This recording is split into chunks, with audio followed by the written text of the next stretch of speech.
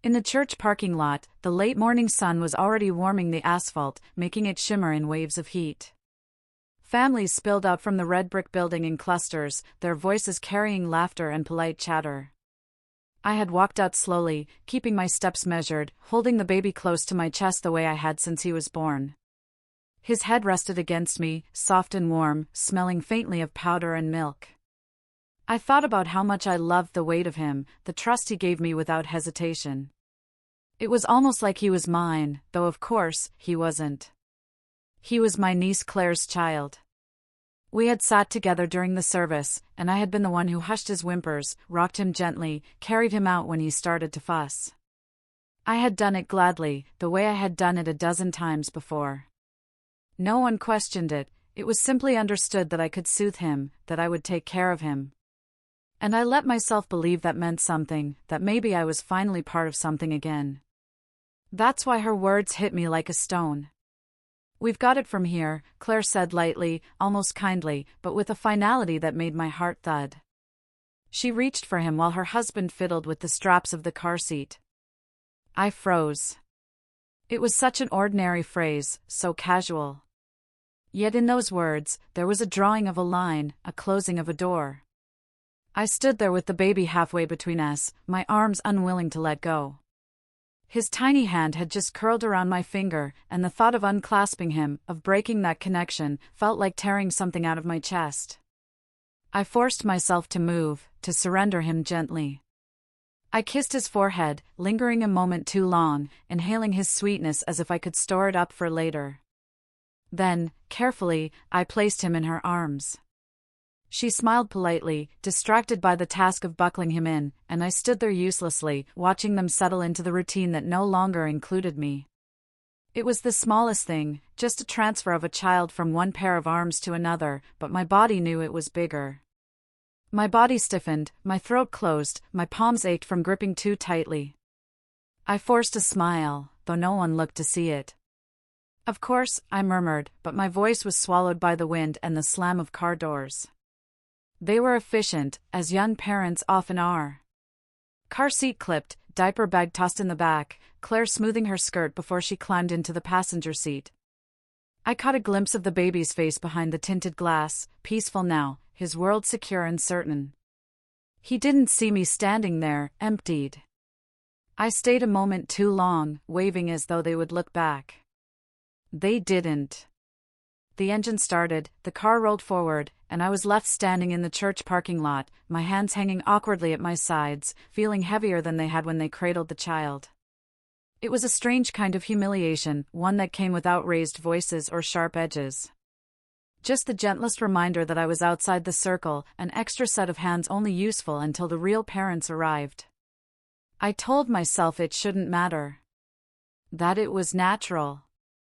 That every child belongs most to their parents, not to an aunt, no matter how devoted. But the sting was deeper because of how much I had given, how much of myself I had poured into helping. When Claire first brought him home from the hospital, I had cooked meals, folded laundry, stayed overnight so she could sleep. I had been the one who took the midnight shift when colic stretched on for weeks. I was there, always there, until I began to believe my presence was not only welcome but needed. And in that parking lot, under the bright Sunday sun, I learned I had been wrong. I walked slowly back to my own car, feeling the grit of gravel under my shoes, hearing the faint ringing of the church bell marking the hour. My chest felt hollow, my movements automatic. The joy I had felt moments before, the warmth of a baby's weight, the sweet rhythm of his breath against me, was gone, replaced by a silence that pressed down heavy and sharp. I drove home with the windows down, the air whipping my hair, trying to push the thought away. But it followed me, clung to me, that small sentence, "We've got it from here." At home, I didn't know what to do with my hands. I washed the dishes though they were already clean, I straightened cushions on the sofa, I walked from room to room as though searching for something I had misplaced. The house was quiet, too quiet, and for the first time, it felt less like a sanctuary and more like proof of absence. I made tea, but when I poured it into the cup, I realized I hadn't even put the kettle on. The water was cold, and I laughed bitterly at myself. Sitting at the kitchen table, I tried to reason it out. Why did it hurt so much? Why did such a small exchange leave me shaken? The truth came slowly, unwelcome but undeniable. It wasn't just about the baby. It was about everything I had lost before him, everything I thought I had been regaining through those small acts of care. He had become my tether to family, my excuse to belong. Now I saw the truth. I was a visitor in their lives, not a cornerstone. And maybe I had always known, but I had clung anyway. The days after that Sunday moved with a peculiar weight, as though each hour carried something unfinished inside it. I went to work, I answered the phone when it rang, I watered the plants lined up along my kitchen window, but the memory of that phrase would not let me go. We've got it from here. It echoed in moments when I least expected it, when I was peeling an orange, when I was folding towels, when I was lying awake at night listening to the faint hum of the refrigerator. I found myself replaying the moment again and again, examining it from every angle, as if I could rewrite it by sheer force of attention. Maybe Claire hadn't meant it that way. Maybe she was simply tired, simply eager to get home. But my heart resisted those excuses. I had heard the truth in her tone, however unintentional, a boundary was being drawn. Still, I tried to carry on as though nothing had shifted. On Tuesday, I called Claire, my voice careful, too light. Do you need me to come by tomorrow? I could hold the baby while you nap. She hesitated. The silence on the other end of the line was brief, but I felt it like a chill. Thanks, but we're fine this week. We're finding our rhythm. I told her that was wonderful, that I was glad. I hung up the phone, and for the first time in months, my calendar sat blank. That emptiness was louder than I expected. I had grown used to structuring my days around their needs, bringing soup, running errands, washing bottles in the sink.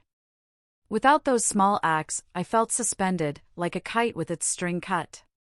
By Thursday, I was restless. I drove to the grocery store and wandered the aisles aimlessly, buying things I didn't need, 3 different types of jam, a package of tea I knew I wouldn't like, a bunch of tulips that drooped within a day.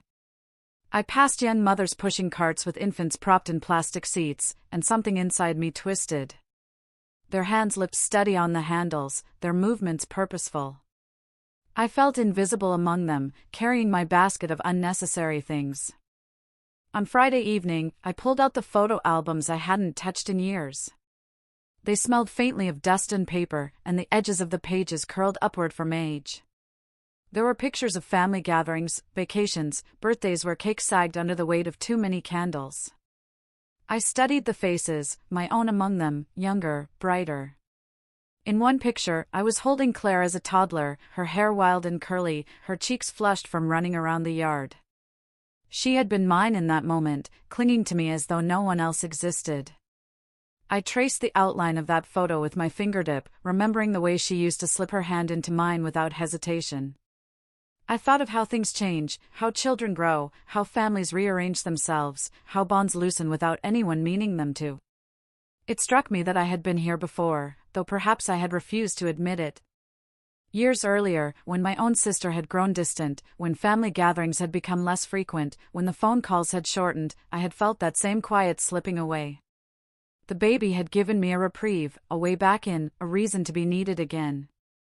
Now, that reason was vanishing. The following Sunday, I dressed for church but found myself sitting on the edge of my bed, shoes in hand, unable to summon the will to go. The thought of standing in that parking lot again, watching families fold into themselves while I hovered outside, was unbearable. I took off my shoes, lay back, and listened to the silence of the house.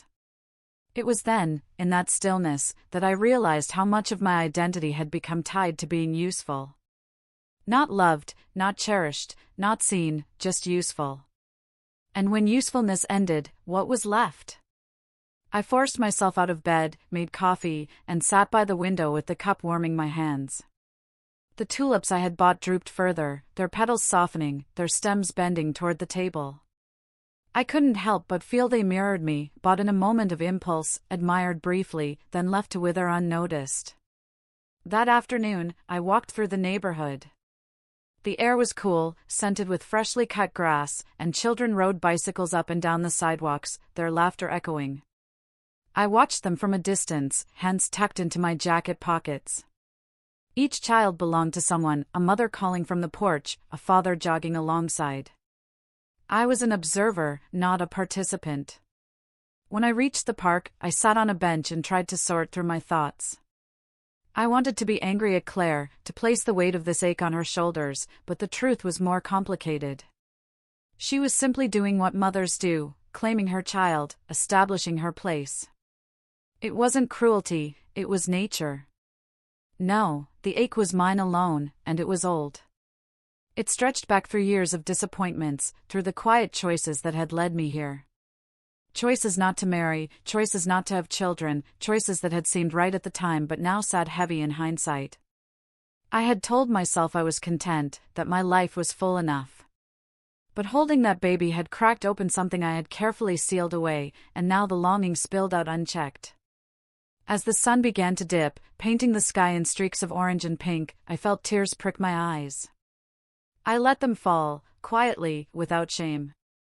They weren't just for the parking lot, or for Claire's words, but for all the years of being almost but not quite, included but never central. When I finally stood and walked home, the weight had shifted slightly. The ache remained, but beneath it was the faintest stir of something else, a question, a possibility. If usefulness had been my tether, and that tether was gone, then maybe, just maybe, I had the chance to find something different. I didn't know what yet. But the thought kept me company as I unlocked my door, set down my keys, and lit a candle against the growing dark. The following week passed in a slow, restless blur. I woke each morning with the same heaviness in my chest, like I had misplaced something essential and could not recall where to look for it.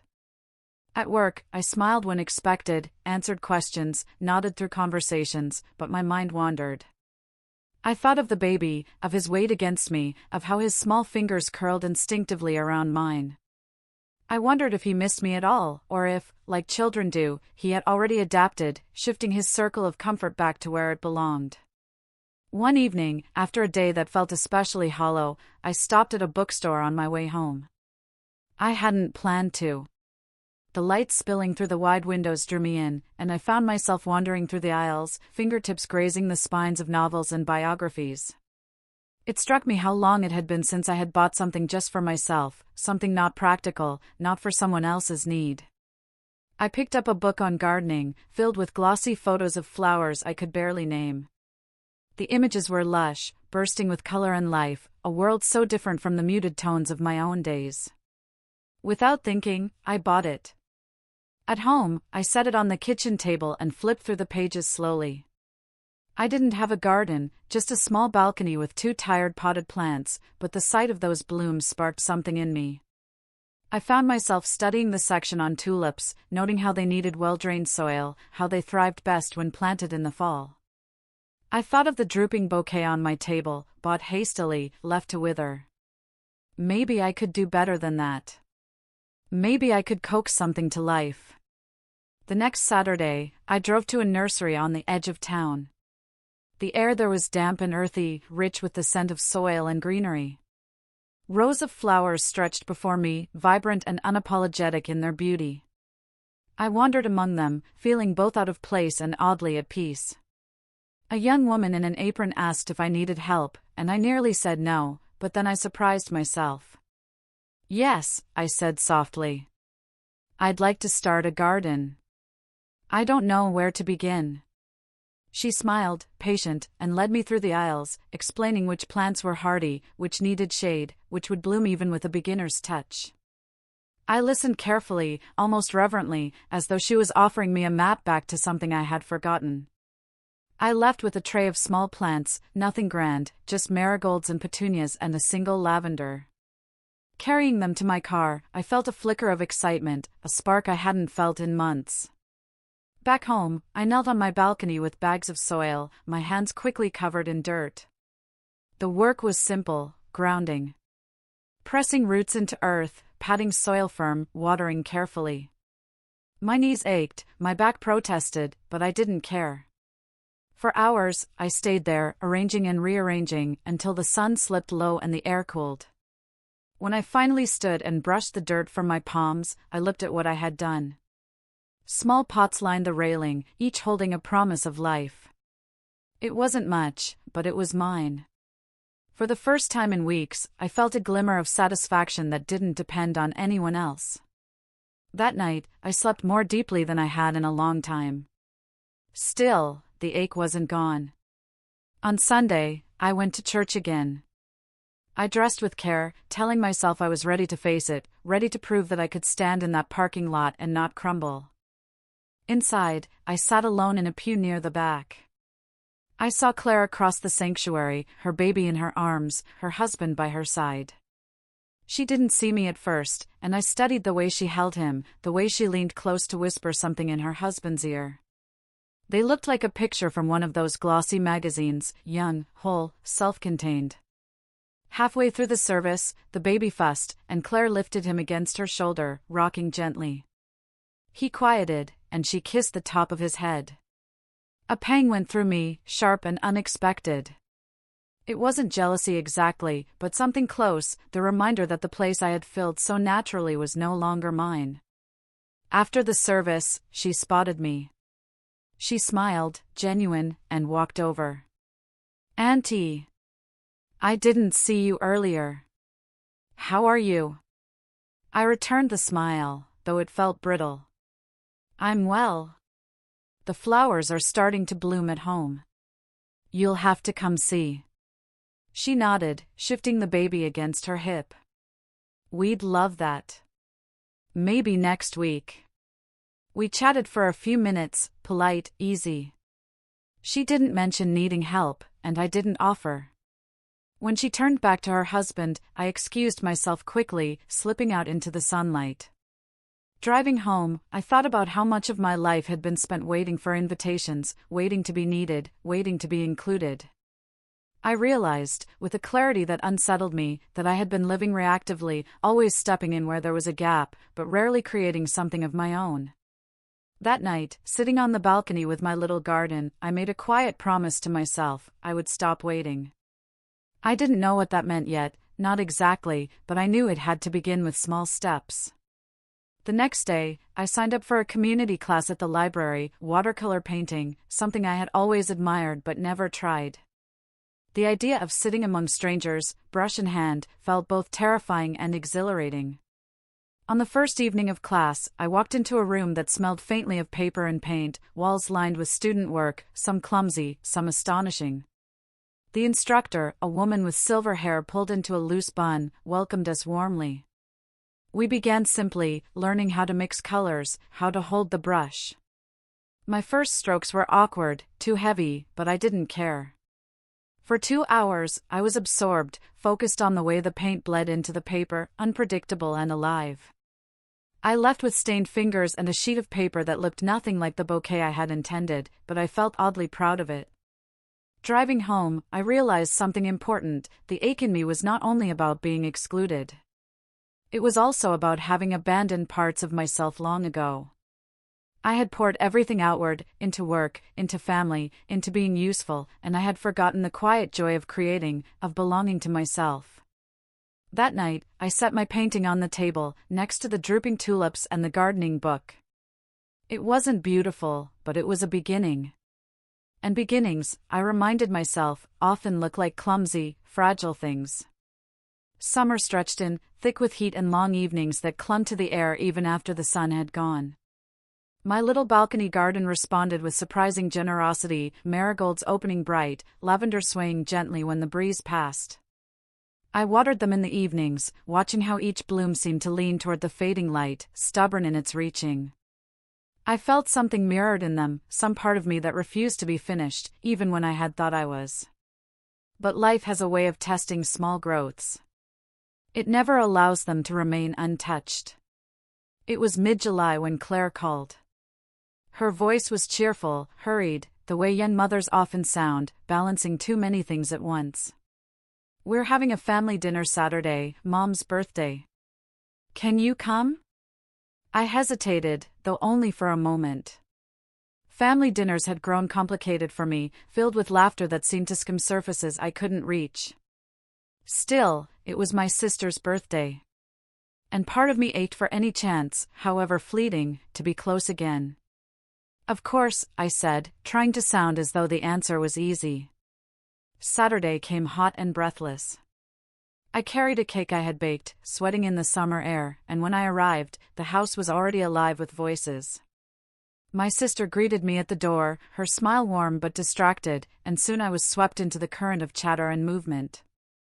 Claire was there with the baby, now a few months older, heavier, his cheeks round with health. He reached for her necklace, babbling happily, and she laughed, the sound light and natural. I stood at the edge of the living room, watching, cake box in my hands, and felt that familiar ache stir. Eventually, I moved closer, offering to hold him while she fixed herself a plate. She passed him to me without hesitation, and for a moment I let myself believe nothing had changed. He settled into my arms, his little body fitting perfectly against me, and the world narrowed to the rhythm of his breathing. But then her husband came in, gently took the baby from me, and carried him outside to show him the garden. It wasn't unkind, not even dismissive. But it was decisive. The transfer was smooth, practiced, leaving me standing empty-handed once again. Something in me bristled. I wanted to protest, to ask for more time, to insist that I was part of this child's circle. But the words caught in my throat. Instead, I turned back toward the kitchen, pretending to busy myself with slicing cake. The evening carried on, filled with toasts and stories, children running underfoot, my sister glowing with the attention of her children and grandchildren. I smiled, clapped, passed plates, but inside I felt myself shrinking, pressed further into the margins of a family that seemed to have little space for me. At one point, I stepped outside onto the porch, needing air. The cicadas sang in the trees, loud and relentless, and the sky was painted in streaks of violet. I leaned against the railing, letting the wood press into my palms, and tried to breathe. That's when Claire joined me. She was barefoot, holding a glass of water, her face tired but kind. "You okay?" she asked. I nodded too quickly. Of course. Just warm inside. She studied me for a moment, and I felt exposed under her gaze. "You've been quiet tonight." I shrugged. "I'm fine, Claire." She sipped her water, then glanced toward the yard where her husband held the baby, both of them laughing at something I couldn't hear. "You've been such a help these past months. I don't know what I would have done without you." Her words were genuine, but instead of comfort, they pierced. Because they were framed in past tense. Have been. Not are. I forced a smile. "I'm glad I could help." We stood in silence for a while, listening to the cicadas. I wanted to say more, to tell her how lost I felt, how much that child had become my anchor, how hard it was to step back. But I couldn't. The words felt dangerous, too needy, too revealing. So I stayed quiet, and eventually she squeezed my arm gently and went back inside. I stayed on the porch long after, until the laughter and clinking of glasses felt like a world apart. That night, when I returned home, I didn't cry. I was too tired for tears. Instead, I sat among my flowers on the balcony, their petals glowing faintly under the moonlight, and let the quiet hold me. I realized then that family, as much as I longed for it, would always place me on the outer edge. And maybe the ache I carried wasn't meant to be soothed by them at all. The next week, I threw myself more fully into my painting class. My strokes were still clumsy, my colors muddled, but I began to care less about the outcome and more about the process. There was something liberating about letting paint bleed and mix unpredictably, creating shapes I hadn't planned. Each mistake became part of the whole, not something to erase. One evening, the instructor walked by, peering over my shoulder. "You're loosening up," she said softly. "You're letting the paint do what it wants. That's where the beauty comes." Her words stayed with me long after class. I thought of how tightly I had tried to control my place in the family, how desperately I had clung to usefulness, to roles that slipped through my fingers. What if I allowed life to bleed outside the lines, to become something unexpected? It was a frightening thought, but also freeing. By August, I found myself creating small routines that belonged only to me. Saturday mornings at the farmer's market, where I bought sunflowers and baskets of peaches. Afternoons at the park, sketching trees while children's laughter floated in the distance. Evenings with music playing softly as I painted, my balcony filled with the fragrance of lavender. The ache remained, it did not vanish easily, but it was no longer the only sound in me. There was also a hum of possibility, faint but steady. And yet, part of me still longed for recognition. For Claire to look at me not just as extra hands, but as someone essential, irreplaceable. That longing flared again in late summer, when I stopped by her house unannounced with a basket of vegetables from the market. She welcomed me in, grateful, but as we chatted in the kitchen, the baby began to fuss. She picked him up, swaying gently, and he calmed. I reached out instinctively, offering to hold him, but he clung tighter to her blouse, turning his face away from me. The rejection was small, ordinary, the kind every child gives to someone who is not their first comfort. But it split me open. I laughed lightly to cover it, stepping back, pretending not to mind. Inside, I felt the walls I had been carefully building tremble. Driving home, I gripped the steering wheel tightly, fighting back tears. I told myself not to take it personally, not to read meaning into a baby's choice. But the truth was clear, whatever role I had imagined for myself was slipping further away. That night, I sat with my paints and let the brush move wildly, angry streaks of red and black across the paper. It wasn't pretty, but it was honest. And when I set it aside, I felt strangely lighter. It occurred to me then that maybe this was the lesson I was meant to learn, that sometimes, no matter how much love you give, you cannot force yourself into the center of someone else's life. Sometimes, the only circle you truly belong in is the one you draw for yourself.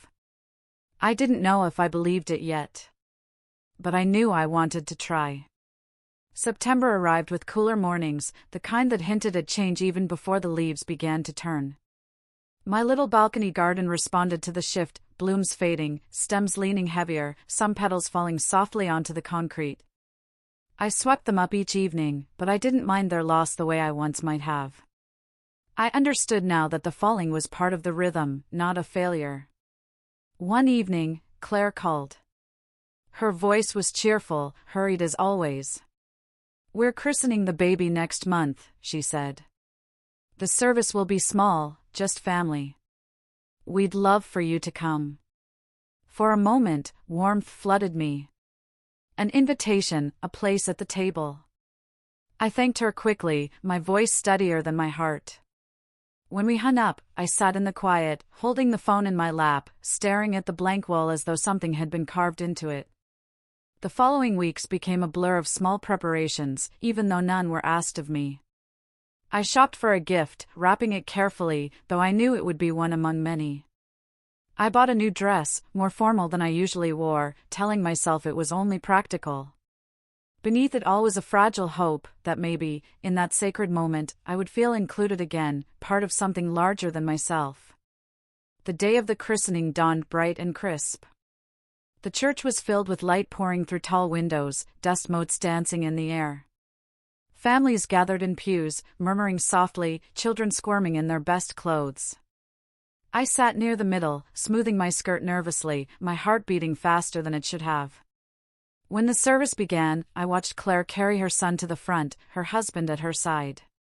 They looked radiant, proud, complete. The priest spoke words of blessing, pouring water gently over the child's head, and the congregation murmured in reverence.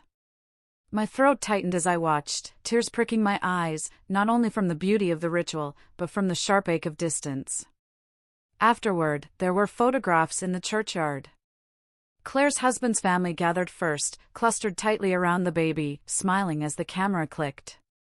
Then Claire's side, my sister and her other children, everyone arranging themselves neatly, laughter ringing as someone cracked a joke. I stood nearby, waiting. "Come on, Auntie, get in one." Claire called at last, her voice warm, genuine. Relief washed through me, though I moved too quickly, almost tripping on the uneven stone. I joined the group, sliding into the edge of the frame, my hand resting lightly on my sister's arm. The photographer lifted the camera, and for a fleeting moment, I let myself believe I was held in place, part of the circle. But afterward, as the photos were reviewed, I overheard someone, I don't even remember who, say lightly, "We'll do the real family shots now." It was nothing, an offhand phrase, perhaps not even meant the way it sounded. But the words sliced cleanly. Real family. I stepped back, pretending to fuss with my bag, pretending I hadn't heard. My chest burned, my ears roared. I watched as they arranged themselves again, tighter this time, the baby cradled at the center, everyone leaning in. I wasn't asked to step forward. I wasn't even looked at. The camera clicked, and I smiled at the ground to steady myself. Later, at the reception in the church hall, I busied myself with plates and cups, pouring punch, wiping spills, anything to avoid standing still. The chatter around me felt muffled, distant, like I was underwater. Every laugh seemed to underline what I wasn't, what I never would be. At one point, I slipped outside, into the crisp autumn air. The parking lot was nearly empty, the asphalt cool under the fading sun. I stood there, alone, the sound of celebration muffled by walls, and felt the weight of it all pressed down. It wasn't just about that day. It wasn't even just about Claire or the baby. It was about a lifetime of being on the edges, useful, supportive, present, but never central. Always the helper, never the hearth. And suddenly, I couldn't bear it anymore. I sat on the low stone wall, hands trembling in my lap, and whispered into the wind, "Where do I belong?" The question hung there, unanswered, but somehow asking it aloud shifted something. The truth was raw but clear, I had been waiting for others to answer it for me, when perhaps it was mine to answer all along. When I returned home that evening, the house felt different. Still quiet, still mine, but no longer proof of absence. Instead, it felt like a canvas, blank, waiting. That night, I pulled out my paints and began again. This time, I didn't try for flowers or landscapes. I painted shapes, colors, movements that felt true, streaks of gold, patches of blue, a slash of crimson across the page. It wasn't pretty. It wasn't polished. But it was mine. And as the brush moved, I felt the ache inside me shift. Not vanish, but loosen, making space for something else, a fragile sense of belonging, not to family, not to a role, but to myself. The next morning, I woke earlier than usual. I stood on my balcony, watching the sunrise paint the sky, and breathed deeply. The marigolds were fading, their petals curling inward, but the lavender still stood tall, fragrant and steady. I touched its stem gently and smiled. For the first time in months, I felt the faint stir of hope. October came, and with it the cool sharpness of autumn. The trees along my street turned brilliant shades of red and gold, leaves loosening and drifting down in slow spirals. Each morning, as I swept my small balcony clear, I thought about how natural it was for things to fall away, how even beauty must learn to let go. There was something comforting in that rhythm, something I had not been able to accept in myself until now. After the christening, I found myself retreating a little from family gatherings. Not out of anger, though a sliver of hurt remained, but because I had begun to understand that each time I returned to those spaces, I expected something they could not give me. And each time I left disappointed, carrying the ache home like a shadow. Instead, I began to invest more in the life that was mine alone. My painting grew bolder. My garden, though fading with the season, gave me joy in its small resilience. I walked more often, exploring streets I had never bothered with before, discovering a coffee shop tucked away on a corner, its tables crowded with books and mismatched chairs. The barista began to greet me by name, and I found myself lingering there, sketching in my notebook, watching strangers weave their lives around me. One afternoon, while painting on my balcony, Claire called. I answered, wiping my hands on a rag. Her voice was tired, tinged with frustration. "Would you mind coming by tomorrow? I could use some help, he's teething and I haven't slept in 2 nights." I paused. Once, I would have leapt at the chance, rearranging my entire day, desperate to feel needed. But now, something inside me shifted. Not refusal, but balance. "Of course," I said, gently. "I'll come by in the afternoon. But just for a little while." I have class later. There was a beat of silence, and then she said, "Thank you. That means the world." The next day, I held the baby again. He was heavier now, more restless, squirming and chewing on his fist. I bounced him gently, humming without realizing it, and after a while, he quieted against me. Claire sat across from me, eyes half closed, sipping tea I had made for her. "You've always had a way with him," she said softly. I smiled, but it wasn't the hungry smile of someone desperate for validation. It was steady, grateful. "He's a sweet boy," I said. And in that moment, I understood I could love him fiercely, deeply, without needing to stake a claim on him. My love didn't need to prove anything. It could simply exist. When I left that afternoon, I felt lighter. The ache was still there, I doubted it would ever vanish entirely, but it no longer ruled me. In November, my painting instructor encouraged me to submit one of my works to a small community exhibition. I laughed at the suggestion, dismissing it at first. But she insisted, and so, with trembling hands, I selected a piece, an abstract swirl of colors that had spilled out of me on a restless night. At the exhibition, my painting hung among dozens of others. Some were stunning, crafted by practiced hands, but when I stood in front of mine, I felt a quiet pride. It wasn't perfect. But it was honest, and it was mine. People stopped, tilted their heads, asked questions. A stranger even told me it made them feel calm, as though they were looking at the sea. I carried that comment home like a small flame in my chest. The holidays arrived, bringing with them the inevitable gatherings. This time, I attended, but with a different heart. I no longer hovered, waiting to be asked, waiting to be included. Instead, I participated where I could, then stepped back when I needed. When Claire placed the baby in my arms, I held him joyfully. When she didn't, I didn't ache. I let the moments be what they were, nothing more, nothing less. On Christmas Eve, as the family gathered around the tree, I caught sight of myself reflected in the window, standing slightly apart, a glass of cider in my hand, a soft smile on my face. For the first time in a long time, I didn't see loneliness in that reflection. I saw someone whole, someone learning to carry her own life with grace. That night, when I returned home, I lit a candle and sat by my balcony door, watching the snow fall in delicate patterns. The lavender plant had long since withered, but I kept the pot there, empty soil waiting for spring. I thought about how much had changed in 1 year, how much still hurt, and yet how much had grown in the spaces left behind. It struck me then that family, as much as I loved them, would always have their own center, one I orbited but did not belong to. And that was all right. Because I had begun to create a center of my own, small but steady, one that did not vanish when I walked away from their circle. I whispered it aloud, softly, to the quiet house, "I am enough." The words surprised me. They felt fragile at first, but as I repeated them, they grew steadier, truer. I am enough.